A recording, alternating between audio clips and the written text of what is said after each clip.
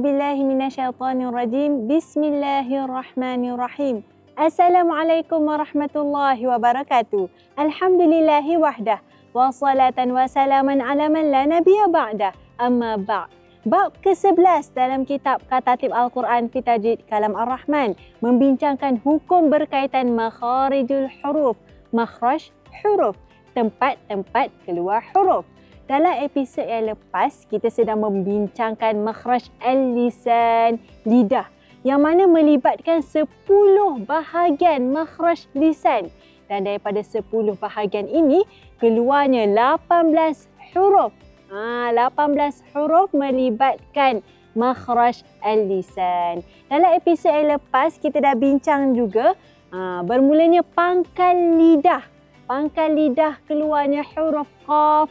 Kemudian masih pangkal lidah depan sikit keluarnya huruf kaf. Kemudian kita dah pergi ke tengah lidah. Keluarnya huruf jim, huruf shin dan huruf ya yang bukan mat. Kemudian kita dah masuk juga bahagian sisi lidah yang mana huruf paling susah iaitu huruf ad-dad. Episod kali ini kita masih dalam sisi lidah. Jom kita baca poin yang kelima, isi yang kelima. Sisi lidah paling hujung sehingga ke akhirnya yang menyentuh gusi depan atas. Kita boleh rasa sisi lidah yang paling hujung ya. Sisi lidah paling hujung, kita pergi ke akhirnya yang menyentuh gusi depan atas. Keluar daripadanya huruf al-lam. Masih sisi lidah. Macam mana nak tahu tempat keluarnya huruf? Matikan huruf tersebut. Kemudian kita tambah hamzah wasal di hadapannya. Al, kita boleh rasa di mana berakhirnya huruf tu. Huruf lam ni berakhir di mana? Al, kita boleh rasa sisi lidah paling hujung sehingga ke akhirnya yang menyentuh gusi depan atas. Keluarnya huruf lam, al. Kita boleh lihat jadual makhraj huruf umum dan huruf khusus.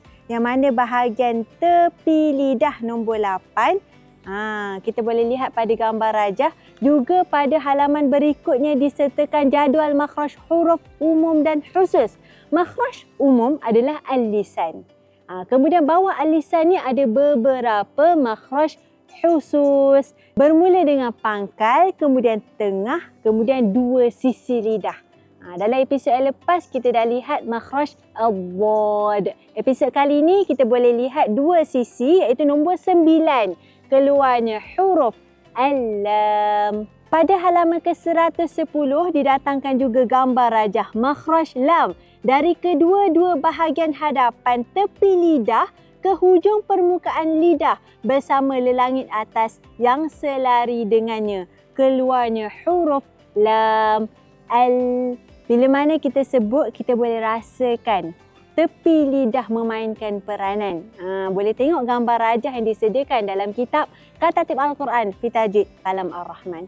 Nanti kat episod akan datang, kita akan bincang pula masih makhraj al-lisan, tetapi makhraj khususnya adalah hujung lidah, insya-Allah.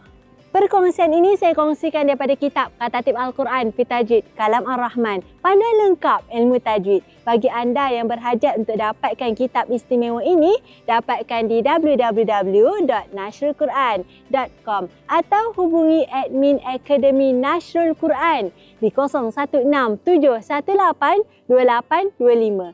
Jangan lupa like, komen, share, subscribe YouTube channel Katatib Al-Quran. Follow juga semua sosial media Katatib Al-Quran. Segala yang baik itu datangnya daripada Allah Subhanahu Wa Taala. Wabillahi taufiq wal hidayah. Wassalamualaikum warahmatullahi wabarakatuh.